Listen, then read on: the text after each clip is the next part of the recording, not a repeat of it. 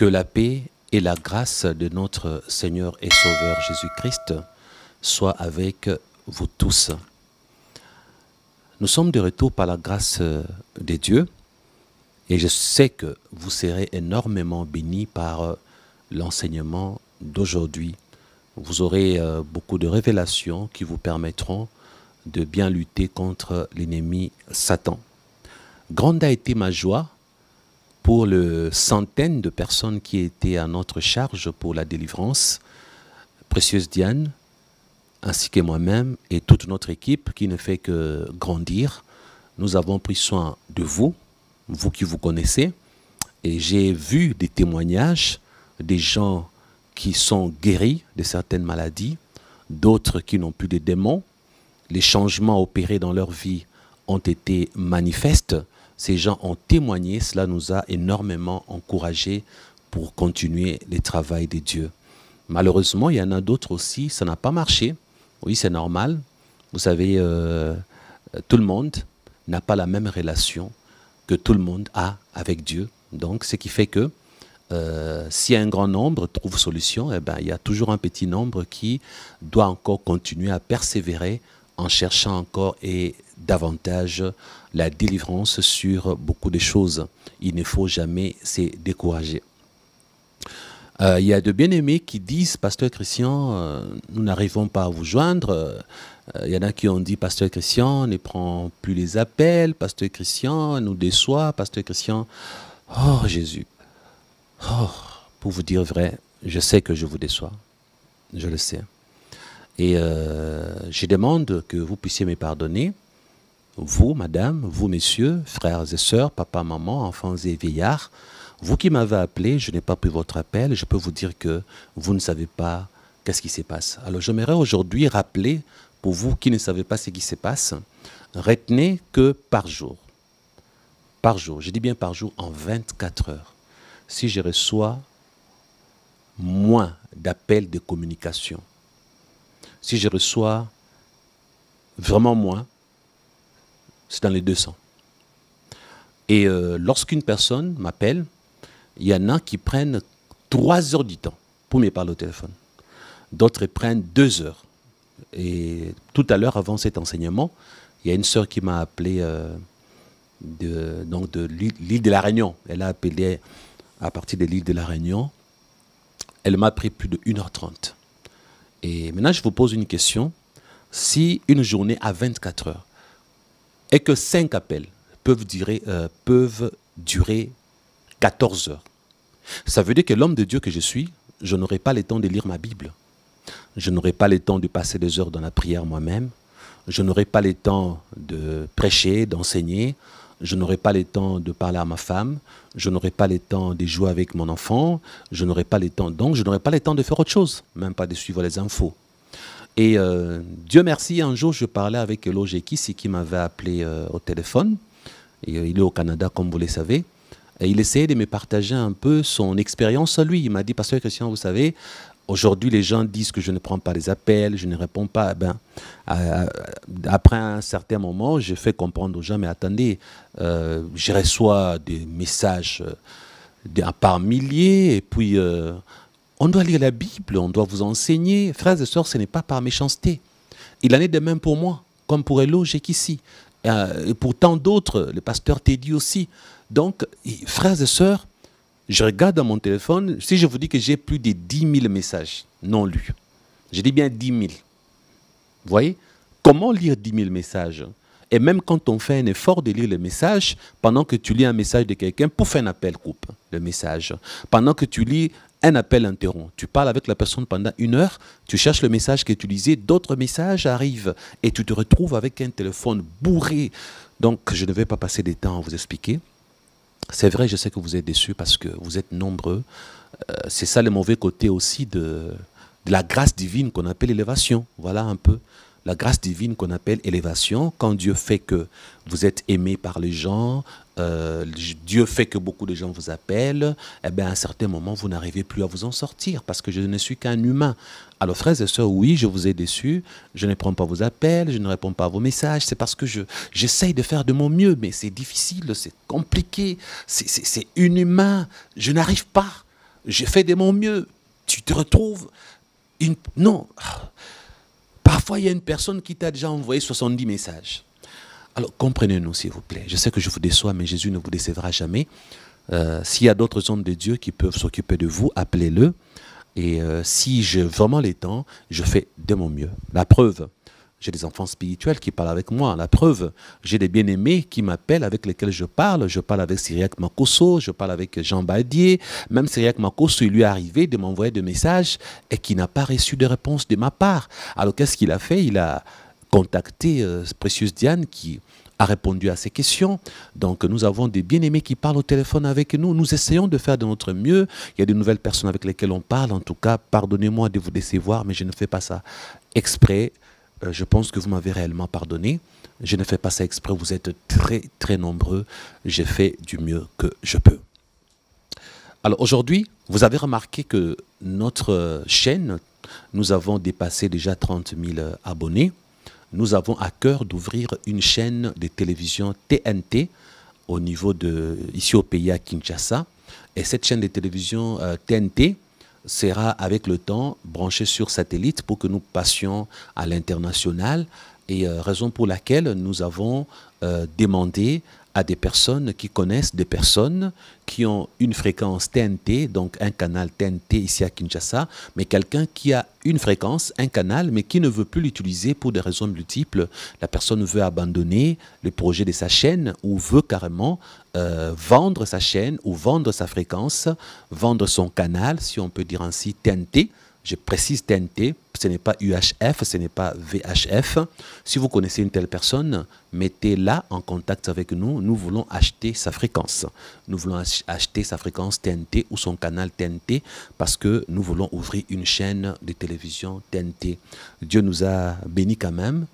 Nous avons une bien-aimée, une sœur en Christ qui nous a donné une enveloppe de 7 000 $.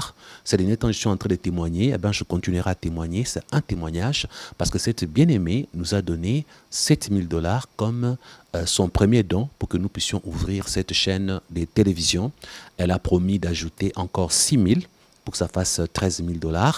Et nous avons contacté des gens sur place pour savoir combien ça allait coûter. Voilà, sur place pour commencer les démarches. Il y a aussi un autre serviteur de Dieu, je croisais, je ne savais pas que lui aussi avait déjà une chaîne TNT, vous le connaissez, il s'appelle Roger Baka.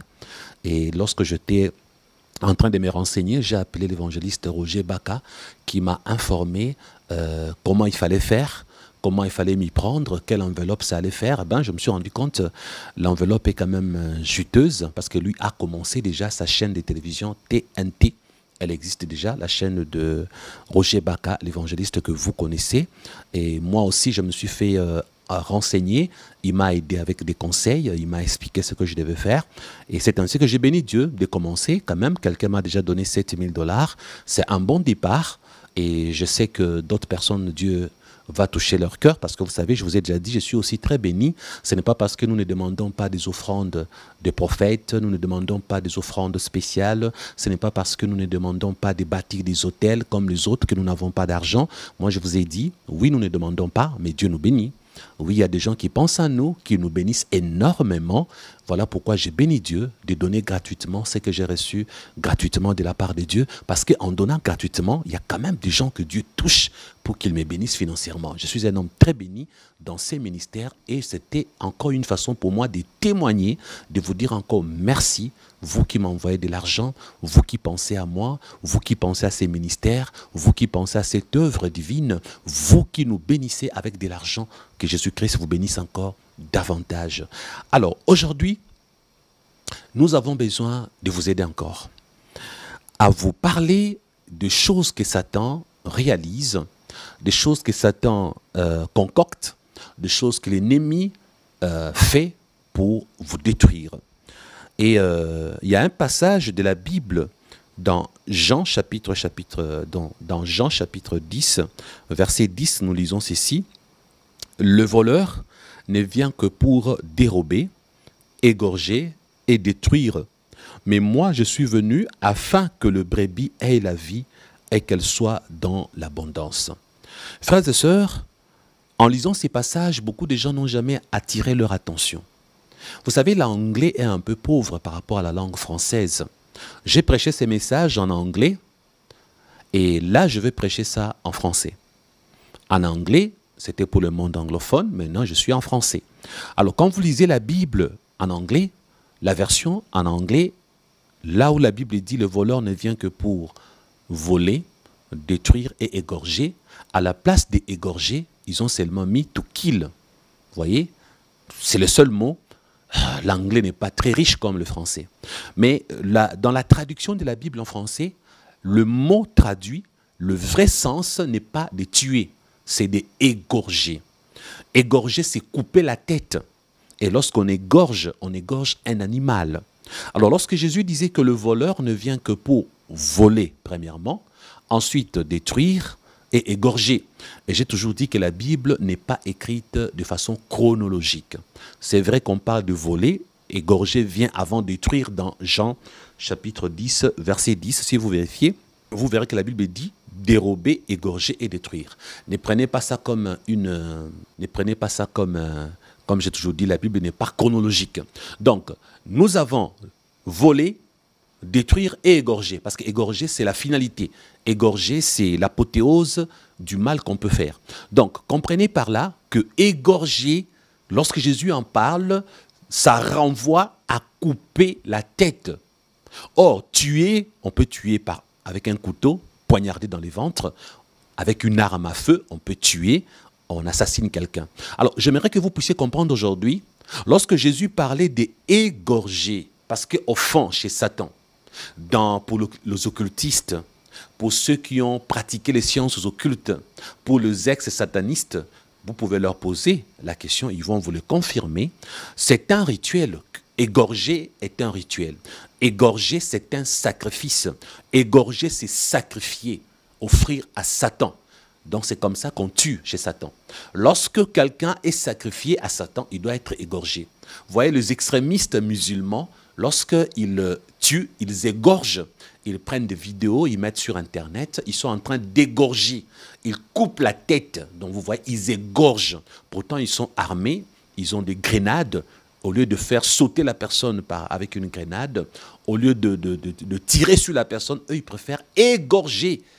Parce que dans le satanisme, il faut égorger. Donc quand Jésus dit, le voleur ne vient que pour dérober. Dérober, ça veut dire voler. Détruire et égorger, ça prend le sens du spirituel. Ce n'est pas que Satan va t'attraper physiquement pour t'égorger. Cela veut dire que Jésus te fait comprendre qu'il y a du satanisme derrière la mort que Satan veut t'offrir. Alors, le voleur dont nous parle la Bible, c'est qui? C'est Satan, donc vous le savez déjà. Maintenant, quand on dit que Satan vient pour voler, détruire et égorger, mais Satan, il n'est pas omniprésent. Satan n'est pas omniprésent. Il n'y a que Dieu qui est omniprésent. L'omniprésence satanique n'existe pas. Donc maintenant, vous avez plus de 7 milliards de personnes sur la planète Terre. Or, Satan a pour mission de détruire tout le monde, d'égorger tout le monde. Comment s'y prend-il? Satan est bien équipé, il a des démons à son service. Les démons qu'on appelle les sataniques. Il n'a pas que le démon, il a aussi le sataniste, donc des humains qui sont à son service. Donc lorsque la Bible dit que le voleur ne vient que pour détruire, dérober, égorger, d'ailleurs c'est au singulier, cela veut dire que derrière ces satanistes qui t'attaquent, c'est Satan. Derrière ces sorciers qui veulent te tuer, c'est Satan. Donc tous les satanistes et les sataniques, tous les serviteurs du diable représentent les diables lorsqu'ils ont pour mission de voler, de détruire et de vous égorger.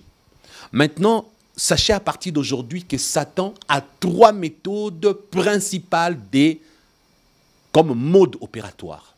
Le diable a 3 modes opératoires principaux dont parle la Bible. Les diables fonctionnent avec le vol, la destruction et l'égorgement, donc tuer. Maintenant, il y a d'autres méthodes que Satan utilise pour attaquer. Il y a d'autres méthodes que Satan utilise pour détruire. Mais que ce soit 1000 méthodes, 1 million de façons de faire, toutes les autres façons de faire, toutes les techniques sataniques démoniaques, sont cachés derrière voler, détruire et égorger. Maintenant, la Bible présente Satan comme étant le serpent ancien, le père du mensonge qui a menti Adam et Ève. Et Jésus l'appelle le père du mensonge, les menteurs. Pour dire que dans le trois modes opératoires dont la Bible parle, qui consiste à voler, à détruire et à égorger, il y a un dénominateur commun. Un élément principal dans le trois modes, c'est les mensonges. On ne peut pas voler sans mentir, on ne peut pas détruire sans mentir, on ne peut pas égorger sans mentir. Regardez le jeune homme, ma sœur, qui a voulu t'arracher ta virginité. Il a utilisé un mensonge. Il t'a fait des poèmes, il t'a fait croire qu'il t'aimait, il t'a fait croire que tu étais la plus belle, il t'a fait penser, il t'a promis des choses à dormir debout, et tu as cru en son amour et tu as donner ta virginité. Donc, pour arriver à voler ta virginité, il t'a menti. Pour arriver à s'introduire chez toi à la maison, le voleur doit te mentir. Il doit faire comme si c'est ton ami, il te visite, c'est ta soeur, c'est ton cousin, c'est ton neveu. Un bonjour, on vient te voler la nuit. Le voisin essaye de faire semblant de venir te demander l'eau à boire, c'est pour jeter un coup d'œil dans ta maison. Donc, le mensonge est un élément moteur pour que l'ennemi puisse voler, détruire et égorger. De la même manière, les sorciers, quand ils veulent tuer quelqu'un dans la sorcellerie, qu'est-ce qu'ils font? Ils te font croire qu'il est un bon oncle. Ils te font croire que c'est une bonne tante. C'est derrière ces mensonges de te faire croire que c'est une personne fiable. Alors, la nuit, un jour, tu vas te rendre compte que tu as été égorgé par les sorciers.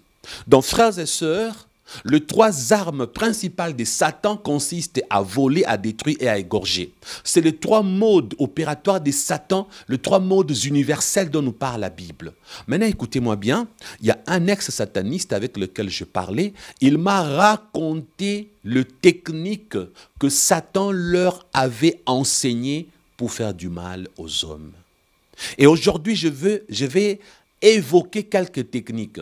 Et je précise que toutes les multiples techniques, tous les milliers, donc les techniques qui existent dans le monde de Satan, tournent autour de voler, détruire et égorger. Et je vous ai dit qu'égorger est un rituel. Égorger, c'est un sacrifice. Lorsque Satan tue, on parle d'égorger. Qu'est-ce que les satanistes vous disent? Ils vous disent qu'en tuant, ils buvaient le sang. Ils vous disent aussi que Satan lui-même buvait le sang. Ils ont vu Satan boire le sang. Eux-mêmes, ils buvaient le sang. Chez Satan, rien ne doit se perdre. Quand on tue quelqu'un, on doit boire son sang. Après avoir égorgé la personne, on boit son sang. Mais sa chair aussi, on la mange. Donc vous voyez, c'est comme ça que Satan fonctionne. Alors, ce qui nous intéresse aujourd'hui, c'est de découvrir comment Satan s'y prend pour voler, pour détruire, ainsi que pour égorger. Suivez-moi très bien. Je vous donnerai des milliers d'exemples, et c'est dans ces exemples que vous allez découvrir comment Satan vole, comment Satan détruit et comment Satan égorge. Alors, cet ex-sataniste m'a parlé comment lui-même faisait. Lui, il a dit ceci. Aujourd'hui, je préfère commencer par le mariage. Il a dit, pasteur Christian, j'avais appris de la part de Satan que le couple, il faut le détruire. Surtout les couples de chrétiens, il faut détruire leur couple. Il faut détruire leur mariage. Les départs, c'est quoi? Quand les gens sont célibataires, la mission principale, cet ex-sataniste m'a dit, c'était d'empêcher aux célibataires chrétiens de se marier. Donc, il faisait tout ce qui était dans son... Donc, tout ce qu'il fallait qu'il fasse pour que le chrétien ne se marie jamais, voire même le païen. Donc, en général, Satan n'aime pas que les gens se marient.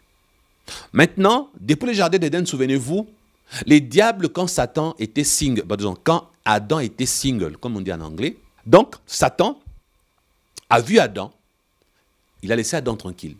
Mais lorsque Ève est venue dans la vie d'Adam, Satan est venu attaquer. Donc les diables, depuis le jardin d'Éden, a commencé à détruire le mariage. Alors jusqu'à aujourd'hui, son projet est de détruire le mariage. Et cet ex-sataniste a dit, lorsque on essaye d'attaquer le chrétien pour qu'il ne se marie pas, la chrétienne pour qu'elle ne se marie pas, comment ils étaient en train de faire? Il dit ceci, l'homme doit chercher l'argent pour doter la fille. Là maintenant, ils vont attaquer le travail de l'homme. Ils vont attaquer tout ce qu'il fait pour gagner de l'argent.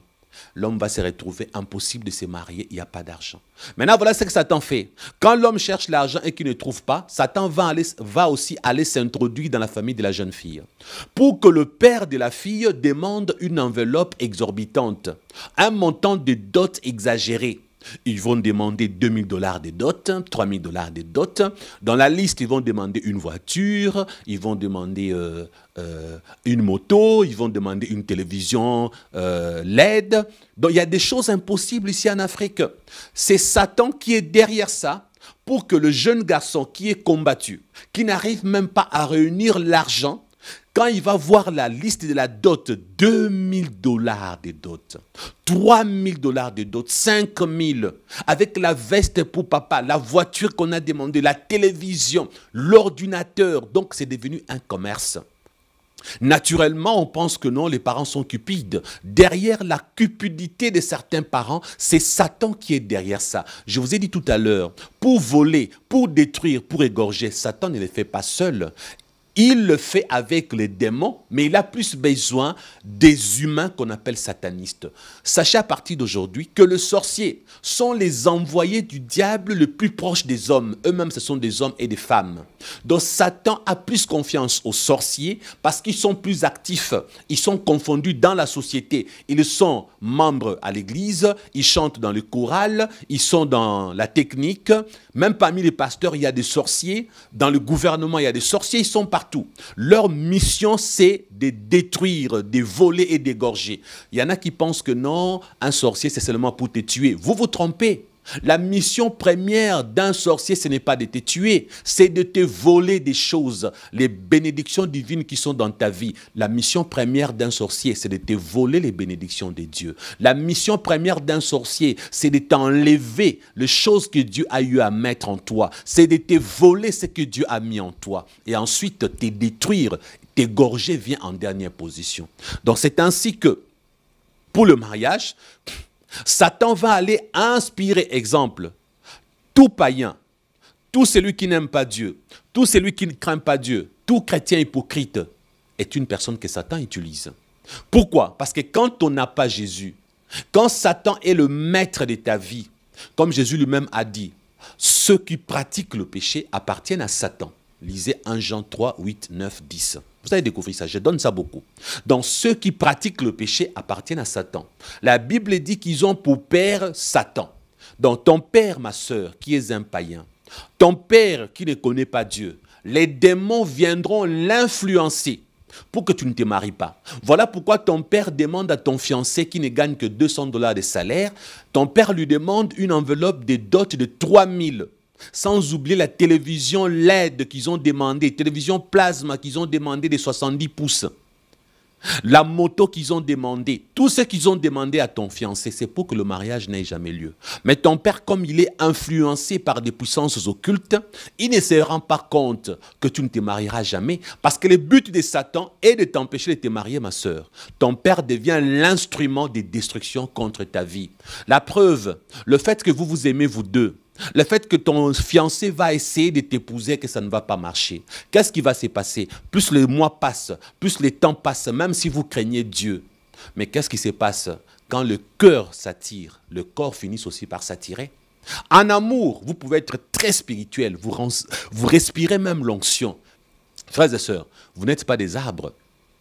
Ce n'est pas de votre faute forcément. Vous attendez de trouver l'argent, mais entre-temps, le cœur se sont attirés, voilà pourquoi vous vous êtes aimés, et vos corps commencent à s'attirer. Ça, ce n'est pas du satanisme. Lorsque vous avez les désirs de coucher ensemble, ce n'est pas forcément du satanisme, c'est naturel. Ce sont des plaisirs normaux. Mais qu'est-ce qui se passe? L'ennemi est en train de vous empêcher de vous marier parce que son but est que vous finissiez par coucher ensemble, que vous vous retrouvez dans des problèmes du genre, la jeune fille tombe enceinte.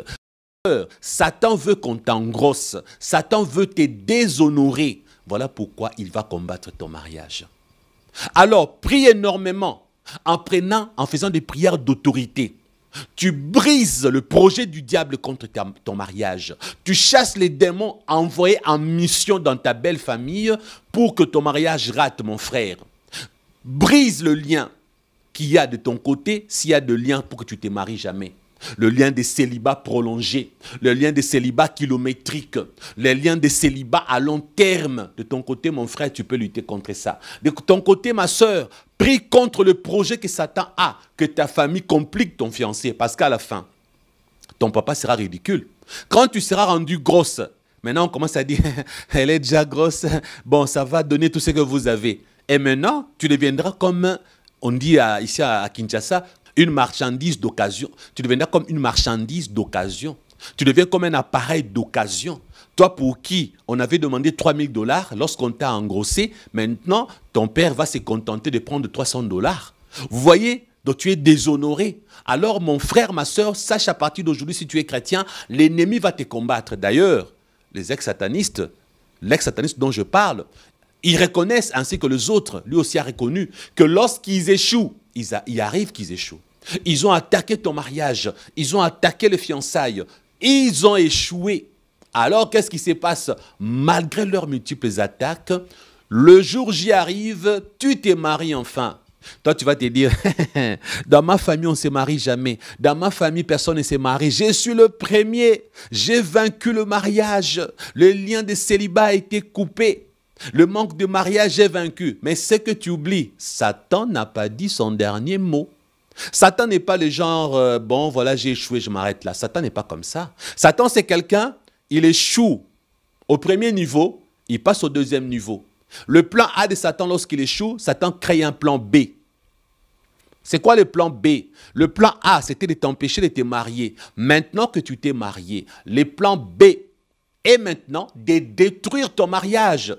Alors cet ex-sataniste a dit, lorsqu'on passe au plan B pour détruire le mariage, maintenant nous allons étudier parce que nous ne fonctionnons pas de la même manière pour tout le couple. Il faut étudier un couple en particulier parce que chaque couple a ses statistiques. Chaque couple, là où il y a un homme, une femme, chaque couple marié a ses réalités et ses problèmes. Il y en a qui ont beaucoup d'argent. Alors, qu'est-ce qu'il faut faire? Il faut les attaquer différemment. Il y a d'autres qui se sont mariés qui n'ont pas l'argent. Il y a d'autres qui s'aiment beaucoup, d'autres qui ne s'aiment pas beaucoup. Il y en a qui sont très spirituels, d'autres qui sont un peu charnels. Lorsqu'on étudie ton dossier, maintenant, ils vont savoir comment t'attaquer. Et cet ex-sataniste a dit, par exemple, si nous nous rendons compte qu'il n'y a rien à faire et que diviser ces couples, les séparer, détruire leur mariage, ça ne marche pas. Alors, on va créer des opportunités de péché. Pour ceux qui craignent Dieu, il faut forcément faire de sorte qu'ils pêchent. Parce qu'il dit ceci, tant que vous n'avez pas péché, Satan n'a pas accès dans votre vie. Donc cet ex-sataniste dit, la technique du diable est toujours de commencer par faire pécher le chrétien. Parce que tant que le chrétien n'a pas péché, les portes spirituelles sont fermées.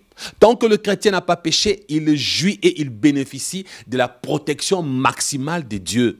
Alors il a dit, nous faisons de notre mieux pour créer le péché. Or, dans une vie de couple, comment crée-t-on le péché? Les domaines sensibles, c'est le sexe. Il faut attaquer côté sexe. C'est là où le péché va s'introduire facilement. Parce que, cet ex-sataniste dit, pasteur Christian, voilà comment, par exemple, pour mon cas, je faisais. Alors, l'homme, lorsqu'il va sortir de chez lui, on va prendre le sorcière. Parce que parmi les serviteurs de Satan, il y a des sorcières. Les sorcières qui sont sorcières là, qui sont très jolies. Parmi les très belles femmes que vous voyez sur la route, il y a des femmes sorcières. Une sorcière très jolie, on lui donnera pour mission de séduire cet homme marié. Elle sait qu'elle est en mission pour séduire le chrétien marié. Quand elle commence à séduire cet homme-là, sans coucher avec lui, cet homme commence à dire, ah, elle est jolie, elle a des belles chambres, oh, quel popotin, passez-moi l'expression. Oh, quel corps, oh, mais quelle forme. À partir de ce moment, Jésus a dit ceci, lorsque tu convoites dans le but de coucher, Jésus a dit, tu commets l'adultère dans ton cœur. Même sans l'acte, cet homme marié vient de commettre l'adultère dans son cœur. Et là, c'est une brèche. Comme c'est une porte ouverte, Satan va passer par cette porte ouverte. Maintenant, du côté de la femme, On connaît aussi le goût de cette femme. Il aime les hommes qui sentent bon. Elle aime les hommes qui sentent le bon odeur de parfum. On va chercher un bogard sorcier, lui aussi en mission pour séduire la femme mariée. Alors comme cette femme est attirée par le bon parfum, par le franc-parler, je ne sais pas, par quelque chose que eux, ils ont étudié. Le sorcier, le bogard sorcier, va séduire la jeune femme mariée. Elle aussi dans son cœur, oh il est beau, si je n'étais pas marié, j'allais coucher avec ces gens d'hommes. Le péché est là et la porte est ouverte. Comme les deux ont ouvert des portes, Satan maintenant va attaquer en faisant quoi? Et cet ex-sataniste m'a dit, pasteur Christian, lorsqu'on a l'ouverture, on va passer par la femme mariée. On va faire des prières d'incantation. Nous allons faire ceci. Nous allons prendre le sexe de cette femme mariée. Nous allons faire des incantations pour que son sexe soit substitué. On va prendre le sexe d'une vieille femme qui a perdu la saveur, qui a perdu ce que vous connaissez. On va transposer. Donc la jeune fille, elle sera jeune, mais quand son mari viendra coucher avec elle, le mari aura l'impression qu'il est en train... Je serai pudique, hein? Vous en faites pas. Je vais utiliser la pudeur, l'euphémisme pour ne pas être grossier. Alors quand l'homme va coucher avec sa femme, il va sentir que là où il est entré là, dedans là-bas, il dit mais c'est burk, c'est pas bon, c'est pas agréable parce que bon, vous savez une jeune fille, pour les mariés qui se sont mariés avec des jeunes filles, pour ceux qui se sont mariés avec les femmes vierges, ils le savent. Donc, quand on couche avec une vierge ou une jeune femme qui n'a pas eu une vie déréglée ou toute autre femme normale, surtout si elle est jeune, donc l'organe, je fais vraiment des efforts pour ne pas être grossier, donc il y a on sent, on le sait. Maintenant, quand l'âge avance, à un certain âge, une femme de 80 ans, de 70 ans, et une femme de 90 ans, donc en bref, cet ex-sorcier sataniste a dit, l'homme couchera avec une femme de 24 ans. Mais qui est en dessous là-bas, c'est 90 ans qui est en dessous. C'est 70 ans qui est en dessous. C'est un siècle qui est en dessous là-bas. Alors à partir de ce moment, l'homme se gêne pour dire à sa femme, mais là en dessous, quelque chose a changé. Alors, comme certains hommes chrétiens, certaines femmes chrétiennes ne croient pas à ce genre de choses que nous sommes en train de vous raconter, c'est là où Satan gagne. Vous savez, lorsque vous ne croyez pas à la véracité de quelque chose, vous ne chercherez pas votre délivrance. Lorsque vous ne croyez pas que Satan peut détruire votre mariage en créant une technique démoniaque avec des incantations pour que le sexe de ta femme soit remplacé par le sexe d'une vieille femme. Le fait que mon frère, tu ne crois pas à une telle chose, qu'est-ce qui va se passer? Tu ne chercheras jamais la délivrance là-dessus. Ma soeur, le fait que tu ne crois pas à ça, tu ne chercheras jamais la délivrance. C'est là où maintenant Satan profite derrière l'incrédulité. Le manque d'humilité, d'accepter qu'il y a des choses qui se passent dans ce monde. C'est ainsi que ces genres de personnes finiront par être vaincus par Satan. Parce que si tu ne crois pas que Satan peut faire une chose pareille, tu vas aller chercher un psychiatre. Tu vas aller voir un docteur. Le docteur va t'expliquer, c'est normal.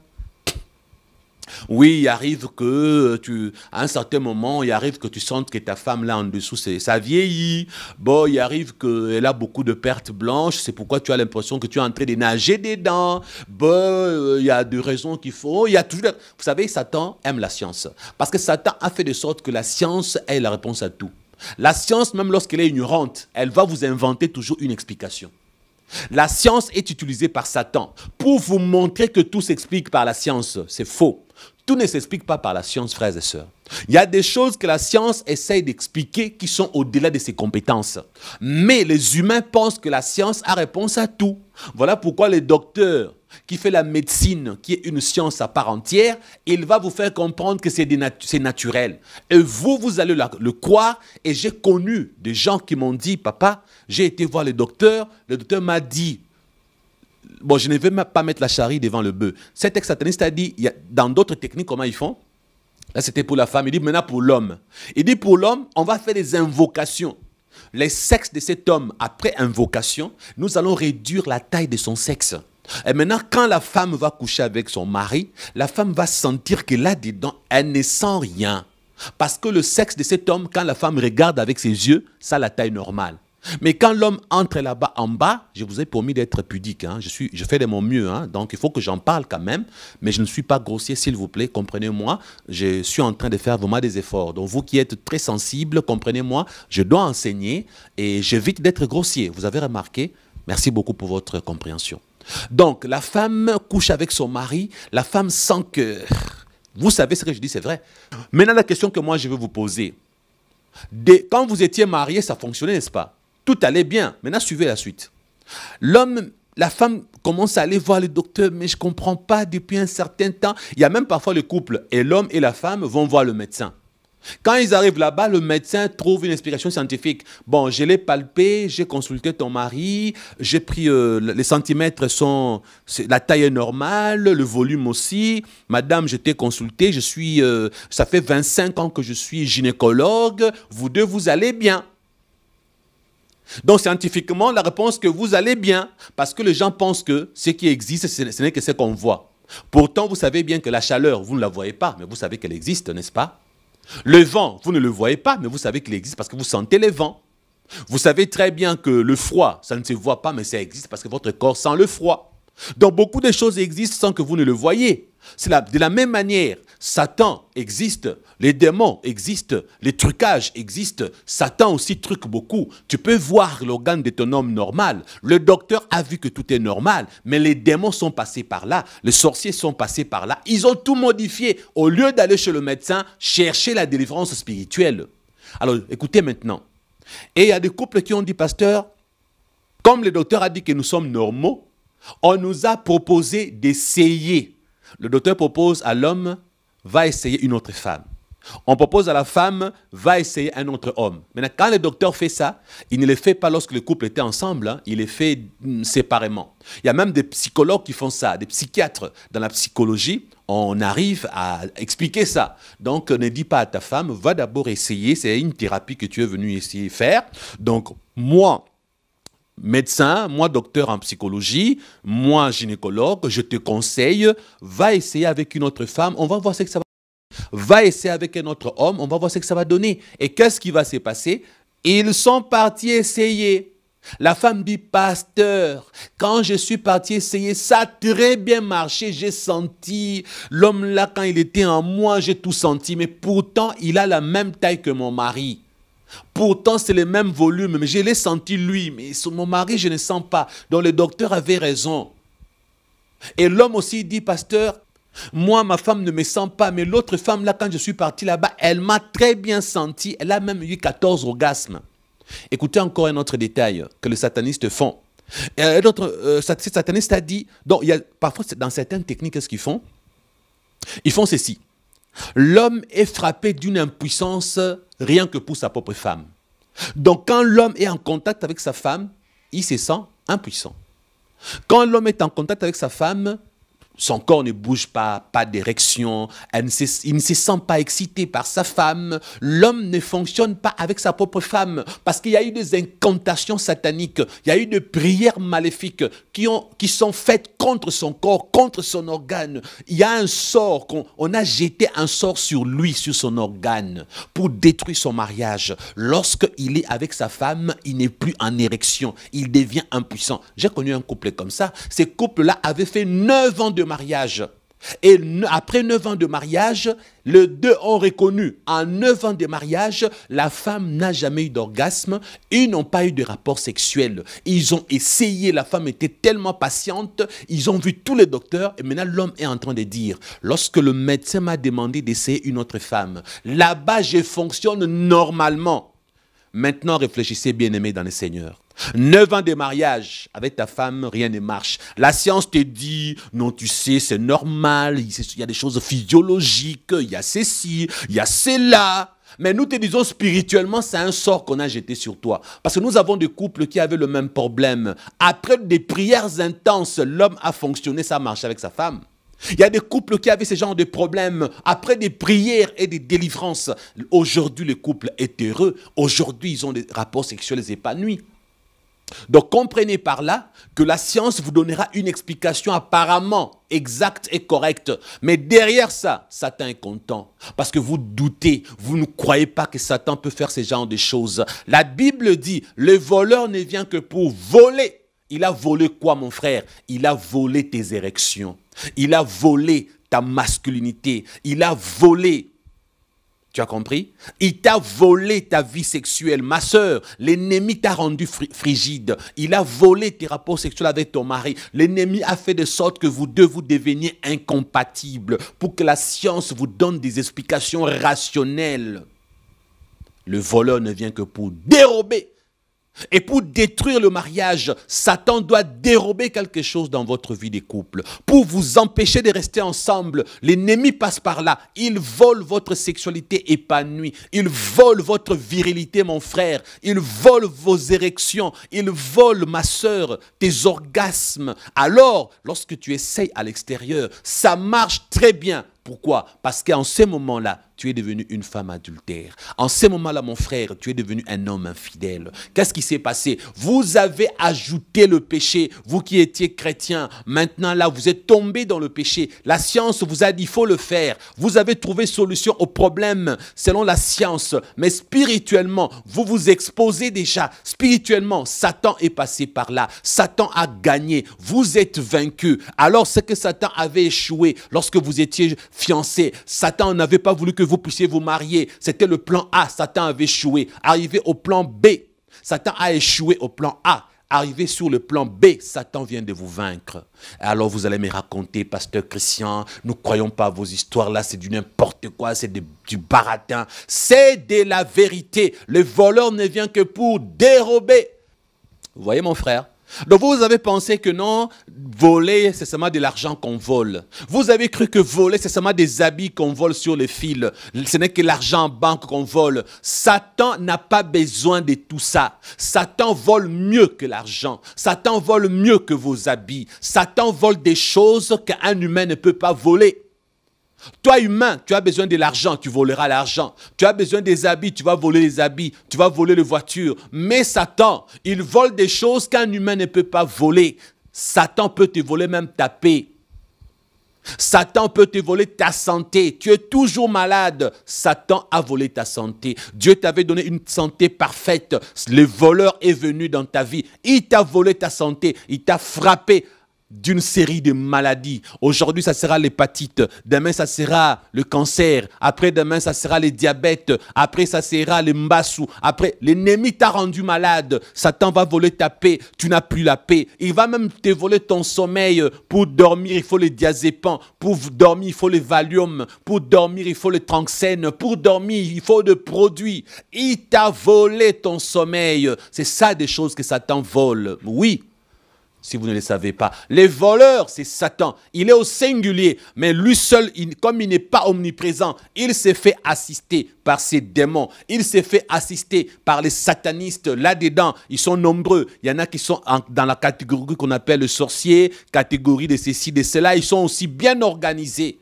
Et lorsqu'ils servent Satan, ce sont eux qui sont dans vos familles, ce sont eux qui sont dans votre entourage immédiat, ce sont eux qui sont dans votre travail. Tous ces humains que vous croisez, tous ces gens avec lesquels vous mangez sur la même table, vous souriez, vous allez au cinéma, parmi eux, il y a des satanistes, parmi eux, il y a des sorciers, des gens qui travaillent la nuit contre votre vie, mon frère et ma soeur. Vous comprenez ? Voilà pourquoi la Bible a même dit que l'homme aura pour ennemi les gens de sa maison. Oui, quand on dit ta maison, il y a la famille restreinte, la famille proche, c'est toi, ton père, ta mère, tes soeurs, ou toi, ta femme et tes enfants. La famille élargie, neveu, cousin, tante, tout ça. Alors, mon frère et ma soeur, l'homme aura pour ennemi les gens de sa maison. Quand Jésus disait ennemi, vous voyez seulement l'ennemi de la journée. Non, la Bible dit, nous ne combattons pas contre la chair et le sang. Notre combat est spirituel. L'ennemi dont parle Dieu, l'ennemi dont parle la Bible, c'est un ennemi spirituel. Au singulier, c'est Satan. Satan qui viendra t'attaquer en utilisant l'un de ses serviteurs, en passant par ton frère, en passant par ta mère, en passant par ta sœur. As-tu compris à présent? L'homme aura pour ennemi le gens de sa maison que Satan va utiliser.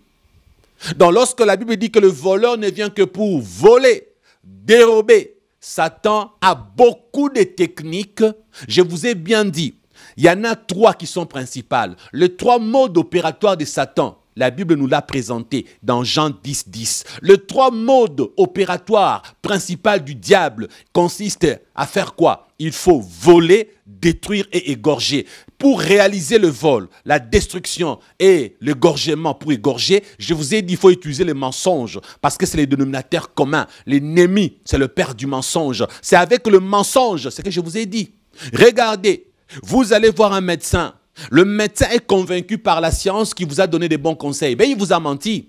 Vous avez cru qu'il y a une explication, il faut aller essayer avec une autre femme. Derrière ces mensonges, vous avez péché parce que pour vous voler quelque chose, Satan doit vous mentir, n'est-ce pas? Pour vous détruire, on doit vous mentir. Pour vous égorger, on doit vous mentir. Vous comprenez à présent? Et cet sataniste a dit, Pasteur Christian, il nous est arrivé. Nous détruisons la sexualité de la femme ainsi que de l'homme au point que, comme ils sont tombés dans le péché, la nuit, nous leur donnons les femmes de nuit et les maris de nuit.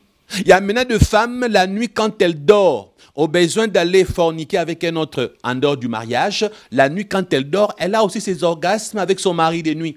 Il y a des hommes aussi, la nuit, elle a ses jouissances, l'homme a ses jouissances avec sa femme de nuit. Nous avons maintenant des couples qui vous disent, nous ça fait 10 ans on ne se touche pas, mais on ne se plaint pas. On a des solutions alternatives. Nous avons des couples comme ça. Pasteur, nous ça fait 10 ans, il n'y a pas de souci, on s'aime, mais nous avons des solutions alternatives. Donc nous avons trouvé d'autres moyens. Maintenant, quand vous demandez, expliquez-nous. Bon, vous savez, ma femme n'est pas infidèle, moi je ne suis pas infidèle, nous avons des maris de nuit, des femmes de nuit. Ça, bon, tant que je dors, je rêve. Et puis, nous avons vu le psychiatre, notre psychologue a dit, c'est scientifique, il y a une expression scientifique. D'ailleurs, même des pasteurs, hein, notre pasteur a dit, il ne faut pas tout diaboliser. Ça, ce n'est pas Satan, c'est normal. Lorsque tu te sens excité et que maintenant, patati et patata, c'est pourquoi il y a une image, tu vois que tu couches avec une femme, ce n'est pas de la sorcellerie, c'est juste ton cerveau dans les subconscients qui est patati et patata. Vous voyez? Donc, ils sentent qu'ils sont normaux. Satan aime comme ça. Tant que tu trouves ça normal, tu ne vas jamais chercher ta délivrance. Tant que tu trouves ça normal, tout ce que tu trouves normal, tu ne vas pas chercher à t'en débarrasser, puisque c'est normal pour toi.